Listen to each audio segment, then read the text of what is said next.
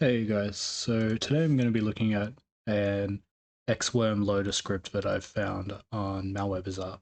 So this is a .bat script that contains an embedded PowerShell command, and then it uses that PowerShell to decode a Xworm payload that it loads into memory. So I'm going to go ahead and just open that in a text editor, and straight away we can see all of this really messy obfuscated text. And what I can do straight away is just turn off word wrap and get a good view of what the code is doing. And straight away we can pretty much see that there are all of these batch variables being assigned to the seemingly random text. We can see a bunch of batch comments, and we can see that this whole thing just goes on for hundreds of lines of code until eventually it's all added together here and executed as a command. So since it looks like it's all just being added together over here, what I'm going to do is actually replace the beginning of each of those lines with an echo statement. And what I'm hoping is that if I run the script instead of running the commands, it will just print them to the screen. And if we look closely, we can also see there's a clear screen command here, which will remove anything that's on the command prompt. We don't want it to do that, so I'm going to comment those out. And we can also see that the script will terminate at the end of the commands, and we also don't want that. So I'm going to go ahead and just add some comments there to stop that from happening. And now that I've added these echoes and added these comments, I'm going to open up a command prompt. And I'm going to run that script and see if we can get anything.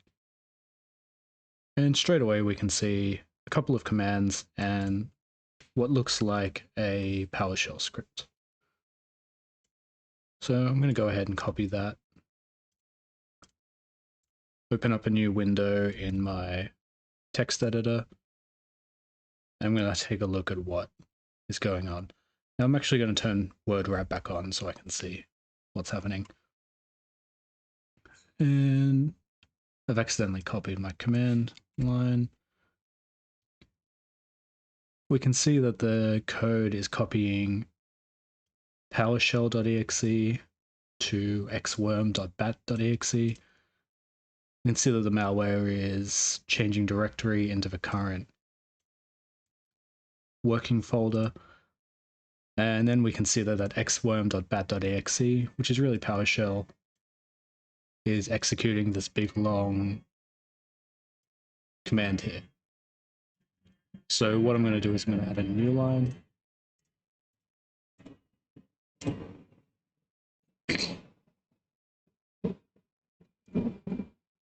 Wait for this plane to go past. And I'm actually just going to comment out those initial commands because I'm not too interested in them. What I'm interested in is what comes after this command parameter, which is the actual PowerShell script. And now that I just have the PowerShell script, what I'm going to do is look for any of these semicolons, which indicates the end of a line. And I'm just going to manually add some spacing just to make the whole thing much more readable. If we try to look at everything as is, it's not very nice.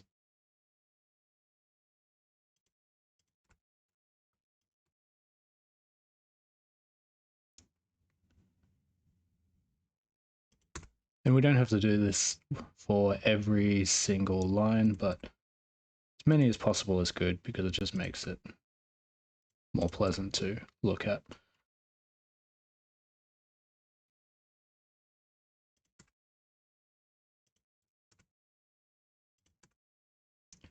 And now that I've done that,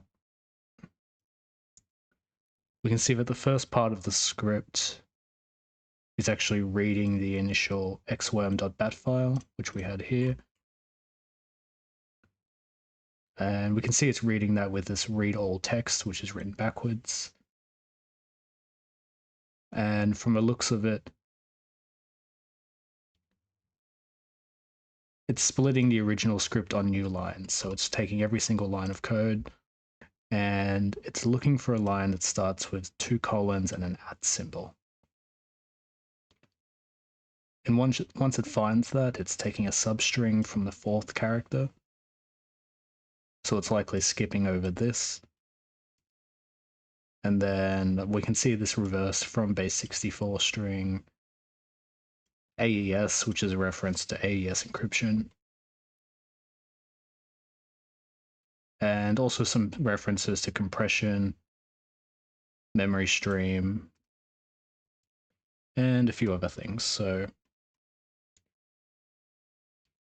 if we go back to that initial script and we look for this : @ just do that with a Control F. We can see that that's actually the 2nd line of code and that there's only one reference within the entire file. So it's not actually looking for any of these. Here, it's only taking that the 2nd line. If we turn off word wrap again, we can see that that 2nd line is huge. So it's probably a lot going on there. Now, if we go back to the PowerShell, we can see that after it takes that line of code, it's replacing any _cache _ with nothing. If we jump back to the script, we can see that that _cache is spread out everywhere. And we can see that the result is base64 decoded. So that actually says from base64 string, it's just written backwards. And then we can see that it's AES decrypted, CBC mode. We can see reference to the key and initialization vector here. The key and the IV are both in base64. If we just scroll down, scan for keywords, don't really care about any of these. Yeah, we can see a reference to gzip, decompress, and then load written backwards. So the result is probably loaded into memory and executed, probably at this invoke right here. So it looks like what we can do to get the next payload is grab the line containing : @ remove any references to cache _ base64 decode, and then do an AES decryption using the keys that we can already see right here. So what I'm going to do is just grab that entire 2nd line. I can find where it ends. And I'm going to jump into CyberChef. Now, the first thing we want to do is just remove these first 4 bytes.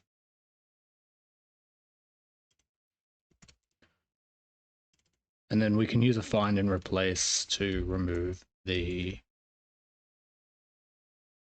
references to cache _ And we can make that a simple string because it is a simple string. Now, we can see in the output that the text now looks a lot like base64. So we can go ahead and apply one of those.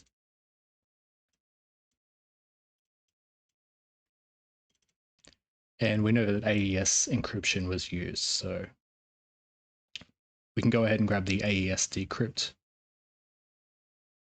command in CyberChef, switch it to base64 mode because the key and the IV is in base64. The default mode is CBC, which, if we go back, yeah, it is CBC.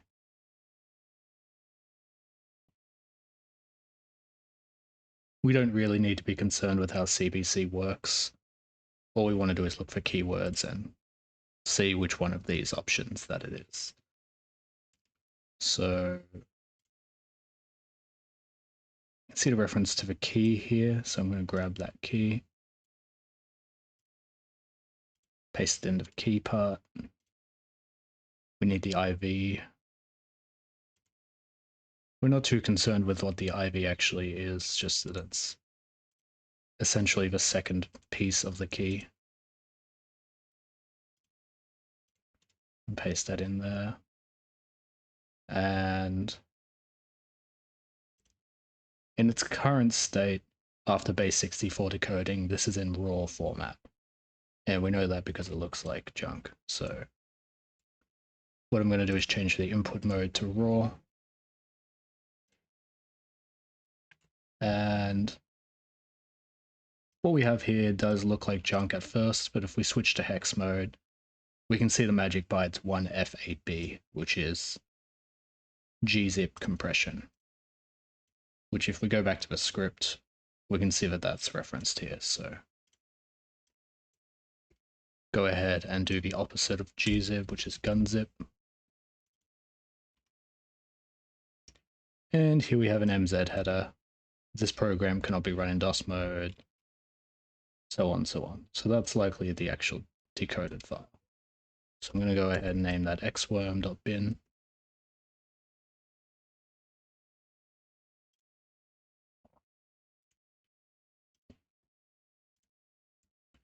And I'm going to copy that and put that in my malware folder. Now, once I've downloaded that file, I'm going to open that up in Detected Easy. And we can see that it's a .NET file, it's 32-bit. And it has some very strange looking entropy. It's extremely flat, which implies that something is being hidden in there. And it's also very close to the middle, so it's some kind of text-based obfuscation being used. If it was AES encryption or some form of real encryption again, we would see the same thing sitting very high up towards this 8 over here. So since the file is .NET, what I'm going to do is open it up in DnSpy.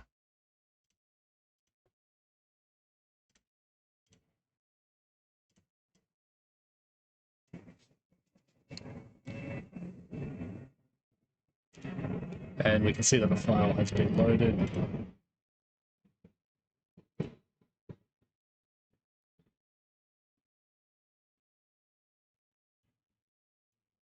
And that it contains a bunch of obfuscated method and class names. So not too sure what to do with that, but I'm going to quickly check out the resources. And here we can see a reference to load PE and all of these payload blah blah blah.exes.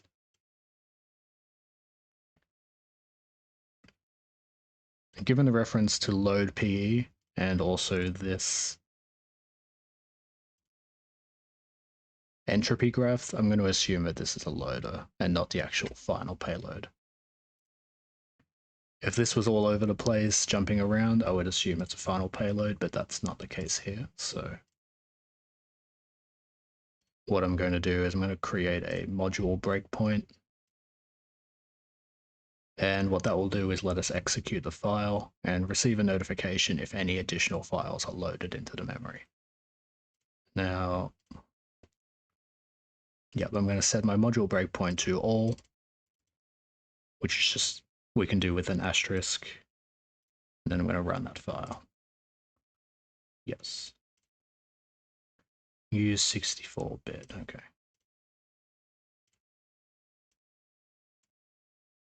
So I'm going to quickly change to the 64-bit version of DnSpy, open up my module breakpoints, make sure the breakpoint is still there, and then I'm going to run the file.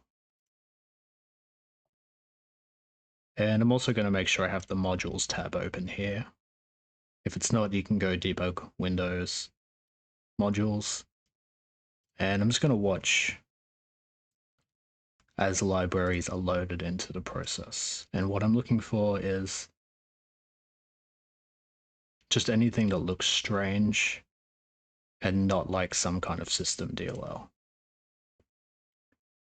And if we hit continue 4 times to let 4 different modules load, we can see this cache underscore 136, and that looks really weird. So what I'm going to do is I'm going to take that, I'm going to go to module, and that will decompile it into the window in DnSpy.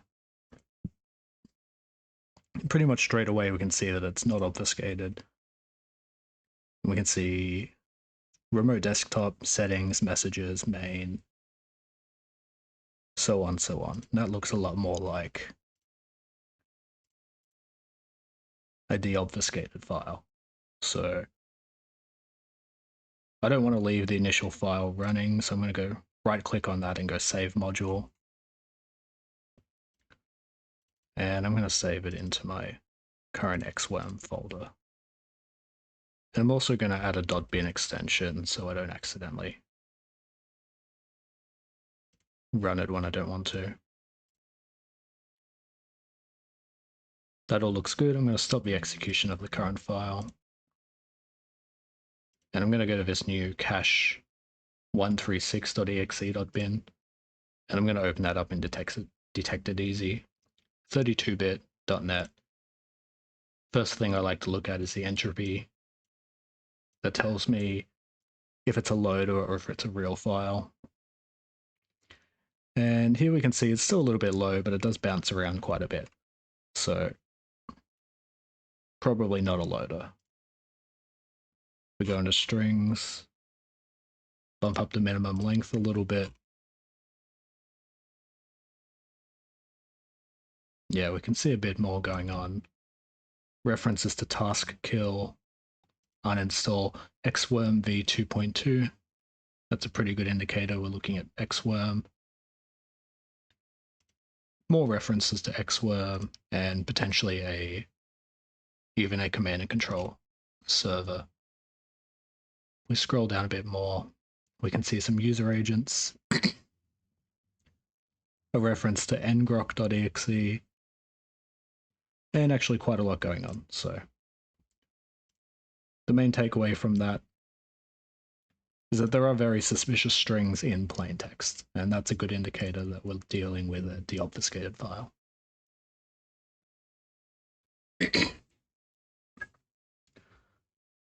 Now, I've opened up that new file in DnSpy. What I'm going to do is go straight to the entry point. Right-clicking on that file and just clicking go to entry point. So we can see for the first thing that the malware does. And we can start from there.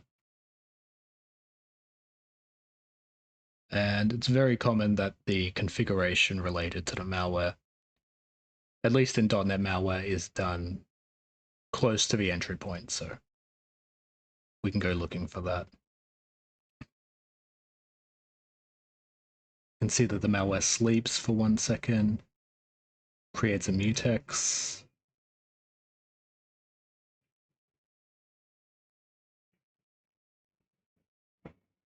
wait for its plane to go past.